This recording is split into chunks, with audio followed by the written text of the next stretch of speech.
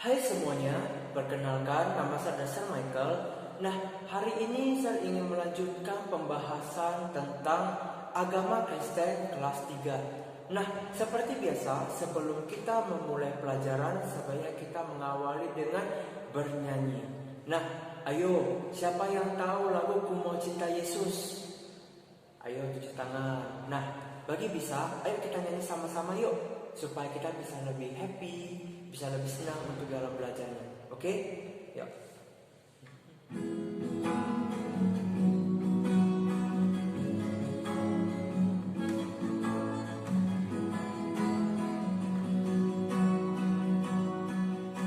Ku mau cinta Yesus selamanya. Ku mau cinta Yesus selamanya. Meskipun badai silih berganti dalam hidupku, ku tetap cinta Yesus selamanya. Ya Aba, Bapa, ini aku anakmu, layakkanlah seluruh hidupku. Ya Aba, Bapa, ini aku anakmu, pakailah sesuai dengan rencanamu. Nah semuanya, tadi kan kita sudah bernyanyi Ku Mau Cinta Yesus. Nah sebelum kita memulai pembelajaran kita di buku cetak kelas 3, kita berdoa dulu yuk sebelum kita memulai pelajaran. Yuk semuanya lipat tangannya dan tutup matanya dan serahkan hati kita kepada Tuhan. Oke? Yuk semuanya kita tutup matanya, hening sejenak. Marilah kita berdoa. Ya Bapa yang Maha Baik, terima kasih ya Bapa atas berkat dan penyertaan yang Engkau berikan kepada kami ya Bapa. Sebab besar kasih dan karunia yang Engkau berikan kepada kami tidak berkesudahan. Ya Bapa yang ada di surga, pada pagi hari ini ya Bapa, kami ingin memulai proses belajar mengajar online pada pagi hari ini. Berkatilah kami semua ya Bapa, berkatilah kami anak-anak-Mu agar kami dapat menerima pelajaran yang diberikan oleh guru kami. Ya Bapa yang ada di surga, doa yang kurang sempurna ya Bapa, kami panjatkan ke dalam tangan pengasihan-Mu, Tuhan kami Yesus Kristus, Sang Juru Selamat kami yang hidup. Amin. Nah anak-anak, minggu lalu Sar mengajarkan pelajaran di bab berapa? Ayo, siapa yang masih ingat? Iya, yang masih ingat bagus. Yang sudah lupa berarti tidak belajar. Oke.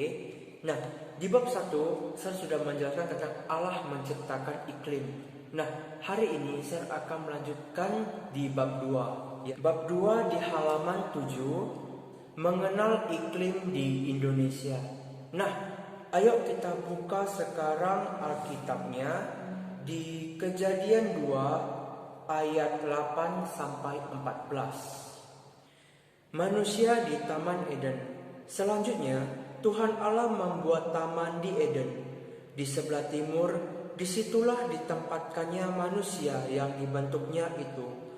Lalu Tuhan Allah menumbuhkan berbagai-bagai pohon dari bumi yang menarik dan yang baik untuk dimakan buahnya, dan pohon kehidupan di tengah-tengah taman itu, serta pohon pengetahuan tentang yang baik dan yang jahat. Ada suatu sungai mengalir dari Eden untuk membasahi taman itu, dan dari situ sungai itu mengalir menjadi 4 cabang. Yang pertama Pison, yakni yang mengalir mengelilingi seluruh tanah Hawila, tempat emas ada.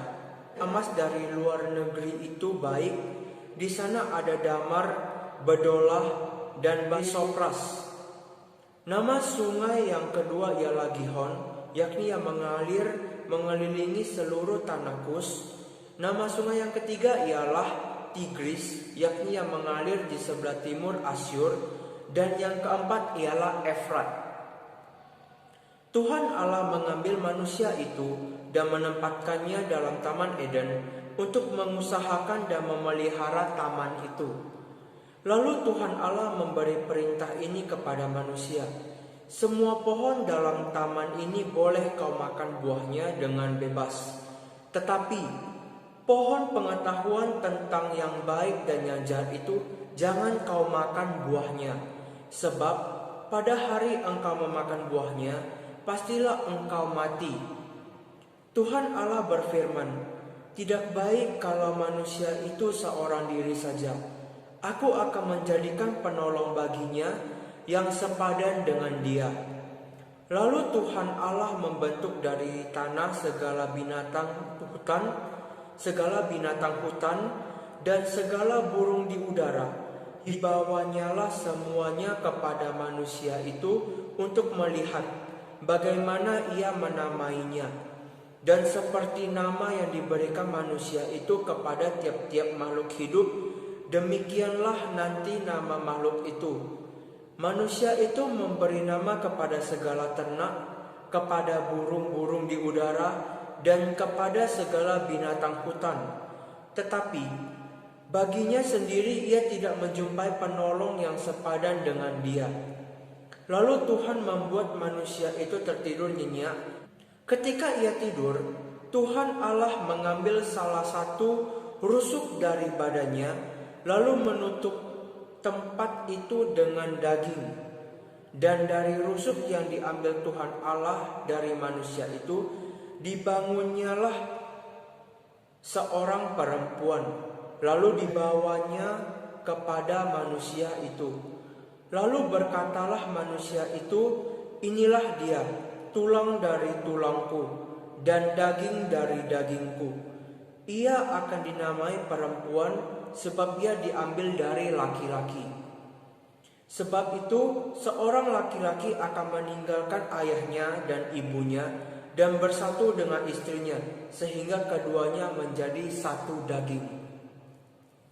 Nah, selanjutnya kita buka yuk buku halaman 8 tentang A, Negeriku Indonesia. Ayo, ada yang sudah dapat bukunya? Ayo buka sekarang ya, kita belajar. Indonesia adalah negara yang kaya dan subur. Sama seperti lagu yang di atas yang mengatakan bahwa Indonesia memiliki keindahan alam yang luar biasa. Padang hijau yang terbentang luas, dikelilingi oleh banyak hutan yang menghubungkan pulau-pulau. Itu semua karena kasih dan karunia Tuhan bagi bangsa Indonesia. Kita patut bersyukur atas karya Tuhan. Nah, jadi segala hal yang ada di bumi, semua itu ciptaan dari Tuhan. Jadi kita selalu bersyukur ya. Kita sekarang bisa melihat seperti banyak hewan ya. Banyak hewan seperti orang hutan, ada gajah, ada rusa, ada penguin. Nah, semua itu adalah ciptaan dari Tuhan. Kita bisa nggak menciptakan penguin? Sebuah makhluk hidup. Susah ya, pasti pun tidak bisa. Itu mustahil. Karena hanya Tuhan yang memiliki kuasa menciptakan makhluk hidup. Oke, kita melanjutkan. Secara geografis, Indonesia terletak di antara dua benua. Ada yang tahu tidak? Di IPS ada. Benua apa saja yang ada di Indonesia? Ayo. Yang pertama adalah benua Asia, yang kedua benua Australia. Oke. Secara astronomis, Indonesia terletak di antara 6 derajat lintang utara sampai 11 derajat lintang selatan dan 95 derajat bujur timur sampai 141 derajat bujur timur. Oke. Nah, ingatkah kamu kisah Adam dan Hawa di Taman Eden? Karena tadi kita sudah membacakan ayat tadi di bagian Kejadian 2 ayat 8 sampai 14. Tapi tadi saya sudah baca sampai yang ke-24. Kita melihat Tuhan menata Taman Eden secara terinci dan teratur. Segala sesuatu yang Tuhan ciptakan bermanfaat bagi kehidupan Adam dan Hawa. Tuhan tidak hanya menciptakan dan menata Taman Eden secara baik dan teratur, tetapi juga seisi bumi, bahkan sampai iklim dan cuaca pun sudah diatur oleh Tuhan. Nah, jadi kalau misalkan Tuhan mengatur ya, kayak misalkan pagi, kenapa ya hujan? Nah, Tuhan sudah mengatur ya. Ayo, ada ingat gak minggu lalu saya bilang apa? Tuhan mendatangkan hujan saat pagi hari itu ada alasannya. Yang pertama, Tuhan melihat pohon-pohon yang ada di bumi sudah kering, mengalami kekeringan. Karena kita sebagai manusia diminta untuk merawat segala isi yang ada di bumi yang sudah Tuhan titipkan untuk kita jaga. Tapi kita sebagai manusia tidak merawat pemberian dari Tuhan tersebut, seperti kita gak pernah menyiram tanaman, kita malah tidak menyayangi hewan. Contoh ya, ada yang penyiksaan binatang seperti itu tidak pantas untuk dilakukan. Jadi kita harus menyayangi semua makhluk yang ada di bumi, mau itu tumbuhan, mau itu hewan, ataupun kita sesama manusia. Oke, kita lanjutkan yang halaman 9. Pengaruh iklim bagi manusia. Tuhan menciptakan iklim yang memiliki manfaat penting bagi manusia, binatang, dan tumbuhan. Di Indonesia sendiri terdapat musim kemarau dan musim hujan.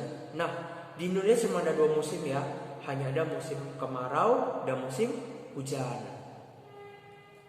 Pernahkah kamu berpikir seandainya di Indonesia hanya ada 1 musim, apa yang akan terjadi seandainya kalau misalkan musim itu hanya musim hujan? Nah, ayo siapa ingat kejadian cerita tentang Nuh? Ayo, yang ada banjir bandang. Tuhan mendatangkan hujan 40 hari 40 malam. Wah, bayangkan bumi dipenuhi oleh air. Dan bagaimana seandainya jika musim panas? Pepohonan akan layu, hewan-hewan yang ada di hutan pasti akan mati. Karena apa? Tidak memiliki air untuk minum. Kita juga akan kekeringan, kita juga akan kehausan karena tidak memiliki air. Seperti dalam kisah Nabi Elia, Tuhan menghukum bangsa Israel dengan kekeringan. Namun Tuhan meminta Nabi Elia untuk pergi ke tepi sungai Krit. Di sana ada burung gagak yang membawa roti dan daging setiap pagi dan siang. 1 Raja-Raja 17 ayat 1 sampai 16. Kekeringan yang dialami bangsa Israel merupakan bentuk hukuman Tuhan. Mereka telah menyakiti hatinya berulang-ulang kali. Nah, jadi kita tidak boleh ya menyakiti hati Tuhan Yesus berulang-ulang kali. Walaupun Tuhan mengampuni kesalahan dan dosa-dosa yang telah kita perbuat, sebaiknya kita harus mengerti juga. Jangan terus mengulangi kesalahan yang sama. Contoh, melawan orang tua, berbohong, menyontek, berkata kasar, menyakiti sesama. Banyak hal yang tanpa kita sadari kita melakukan sesuatu dosa, tapi Tuhan tetap mengampuni kita. Setelah Tuhan mengampuni kita, kita sebaiknya untuk tidak mengulangi kesalahan kita lagi. Karena apa? Jika kita terus mengulangi, Tuhan akan marah. Seperti kita lah, kita bandel. Mama papa kita marah atau tidak? Pasti marah kan? Karena Tuhan Yesus juga marah, ingin supaya kita berubah. Begitu juga dengan papa sama mama kita yang marah kita di rumah. Mereka ingin kita berubah menjadi orang yang lebih baik lagi, menjadi anak yang baik, seperti itu. Nah, jadi jangan ada yang merasa, papaku jahat, mamaku jahat, sering marah-marah aku. Bukan. Papa sama mama marah karena mereka sayang kamu. Harus diingat ya, jangan sampai lupa. Oke, sekian pembelajaran Agama Kristen kelas 3 pada pagi hari ini. Dan sebelum kita menutup pembelajaran hari ini, kita sebaiknya berdoa terlebih dahulu. Oke, semuanya lipat tangannya, tutup matanya kembali, dan serahkan hati kita untuk Tuhan Yesus. Tutup matanya, hening sejenak. Marilah kita berdoa. Ya Bapa yang ada di surga, terima kasih ya Bapa atas berkat dan penyertaan yang Engkau berikan kepada kami ya Bapa. Sebab besar kasih dan karunia yang Engkau berikan kepada kami tiada berkesudahan. Ya Bapa yang ada di surga, terima kasih ya Bapa atas berkat dan penyertaan-Mu, sehingga kami pada saat ini selesai belajar pelajaran online agama Kristen kelas 3. Ya Bapa yang ada di surga, kami ingin memohon, berkatilah kami semua ya Bapa, jauhkanlah kami dari segala penyakit dan virus-virus, dan sembuhkanlah kami negara Indonesia agar kami cepat terbebas dari virus COVID-19, agar kami dapat kembali ke sekolah, dapat bertemu dengan guru-guru kami, bertemu dengan murid-murid kami, untuk belajar mengajar seperti biasa lagi.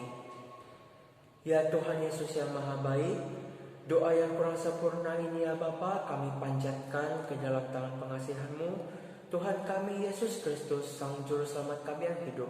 Amin. Sampai ketemu di video berikutnya. Bye-bye.